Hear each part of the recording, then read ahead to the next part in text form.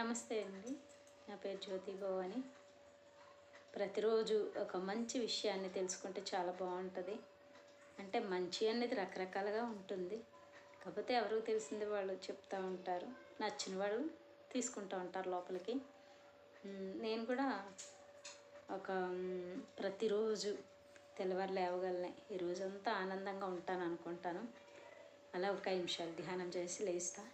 అలాగే రాత్రి పడుకునేటప్పుడు కూడా కాసేపు ధ్యానం చేసి రాత్రంతా యోగ నిద్రలో ఒక అద్భుతమైన ప్రశాంతమైన ఆనంద విహారయాత్ర చేయాలనుకుంటా.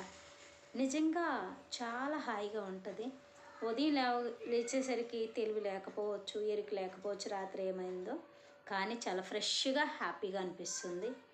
అలాగే యద్భావం తద్భవతి, మన ఆలోచనే మనల్ని నడిపిస్తూ ఉంటుంది. సరైన ఆలోచన విశ్వంలోకి వదులుతూ ఉంటే మనకు సరైన మార్గం కూడా కనబడుతూ ఉంటుంది. అలాగే అందుకని మనము ప్రతిరోజు మన శరీరంలో ఉన్న పంచేంద్రియాలని ఒక వినికిడ మంచి మాట వినడానికి మనం రెడీగా ఉంటే మనకు దొరుకుతాయి. అలాంటి పదాలు వింటూ ఉంటాము. ఆ నేచర్ని చూస్తూ ఉంటే ఇంకెంకా చూడాలనిపిస్తుంది.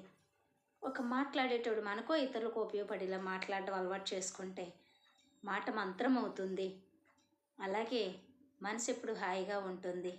శరీరానికి కొత్త శక్తి వచ్చినట్లు అనిపిస్తుంది. ప్రతిరోజు మనం ఆ ప్రకృతి శక్తి లోపలికి తీసుకోవటం వల్ల అలా మన ఆలోచన విధానాన్ని సరిగ్గా ఉంచుకుంటూ ప్రతిరోజు అరే ఇలాగా అలాగని కాకుండా రిలాక్స్గా కాసేపు కళ్ళు మూసుకొని కూర్చుంటే ఆ ఆత్మ విచారంలో మనం ఎన్నో విషయాలు తెలుసుకోవడం జరుగుతుంది.